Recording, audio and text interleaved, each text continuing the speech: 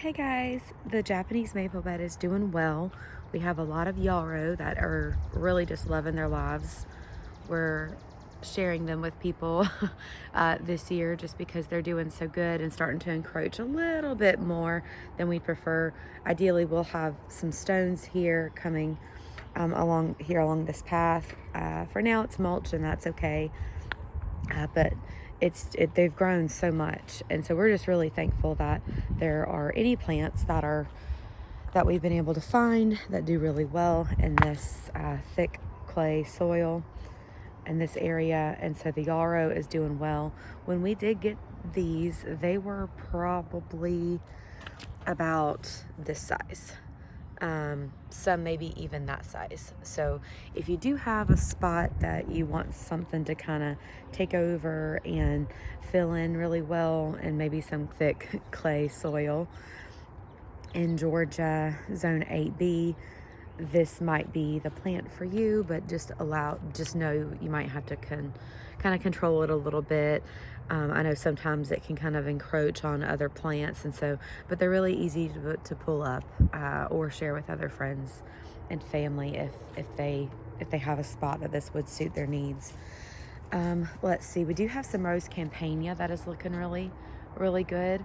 Right here is the rose campania. This is our second season with them. This is the first season that they've been in bloom for us.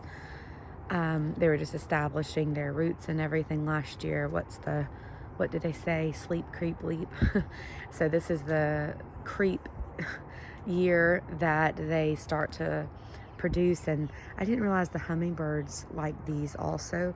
They were kind of loving going and visiting each of the flowers, we noticed last night. So that was really sweet to see. And we love the visits from the hummingbirds. The only thing I don't love about this plant is, probably you can tell down at the bottom, I felt like the more the blooms came on, the more the bottom parts started to look, not the greatest. And I'm thinking if I just had some taller plants here, you wouldn't even see them. I could have some plants that kind of filled that in, which I am essentially starting to do with the Russian sage. Is just I feel like it's taken a little bit longer this year to kind of fill in, but like I said, we've had kind of a tough time getting things to thrive in this bed. But with that, I feel like what we have in here now is looking pretty good. We do have some solar flares that are doing well. I like these. These are mostly evergreen grasses for us. I kind of look at, it's a perennial, but they have this, grassy texture that's nice and just different from the rest. And it stays green most of the year, so that's nice. And then it's got some yellow plumes that flower that are really pretty. These sparkling amethyst verbena, we have 3. We probably need to come in and cut these back. These bloomed early for us this year, and they were just gorgeous. Most of these blooms, like I said, are spent, and so we could stand to cut these back at this point. But for probably about 2 months, these were just putting on a show in early spring, which was just a real treat. So very thankful for that. This is another Russian sage. This is interesting because this one, I think, gets more sun than this one. Yet this one's obviously doing a little bit better, and even has a little bit further along, and even has some additional, like how do they say it? The flower plumes are starting. These will get really tall and be, kind of long, and fill in this hole right here.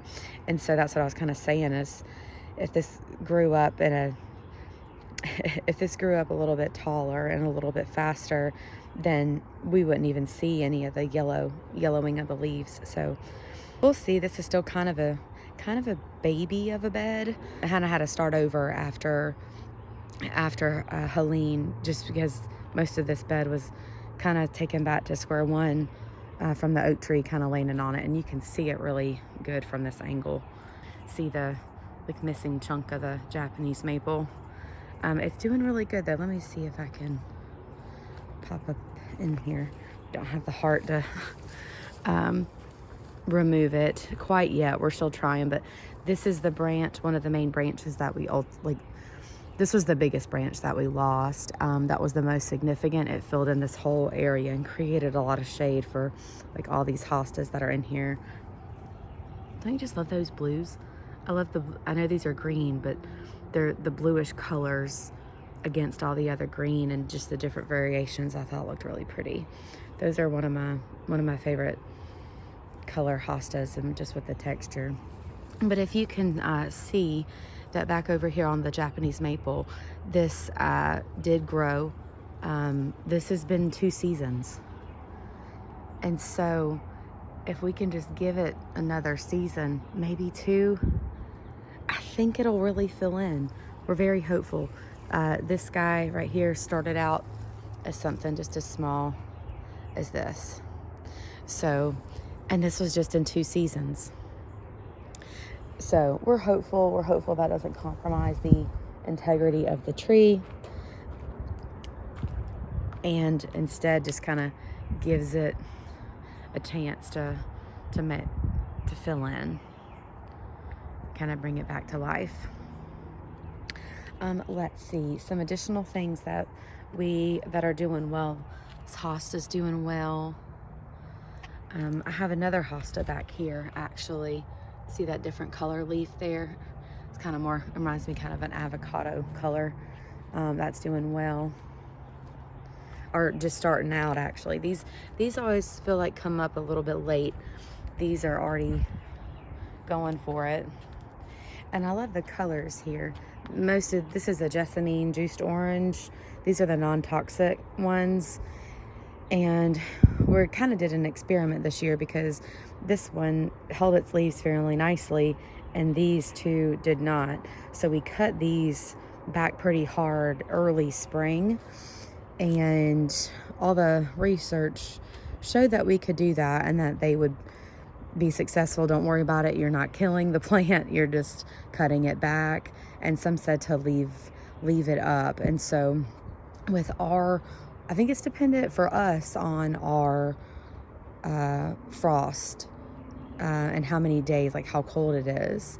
And so depending on how harsh they consider the winter to be, you might need to cut these back. I was a little concerned about these looking deciduous versus evergreen and holding on to these leaves, but my goodness, I mean, they seem to really have appreciated that prune back. So I think I would have probably liked to test all 3 of these the same, but at the same time, like with the same treatment, so that way they would be cohesive.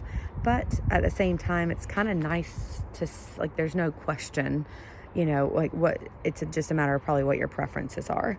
So this is a little more full, compact, looks very lush. All the leaves look healthy, same. And then this one is a little bit more wiry to me, a little more loose versus compact. So what we'll probably do this year is just to cut them all back the same and let them just establish themselves together. But I will say that I will share that most of these blooms are starting to look very tired. But do you see how many blooms are on here?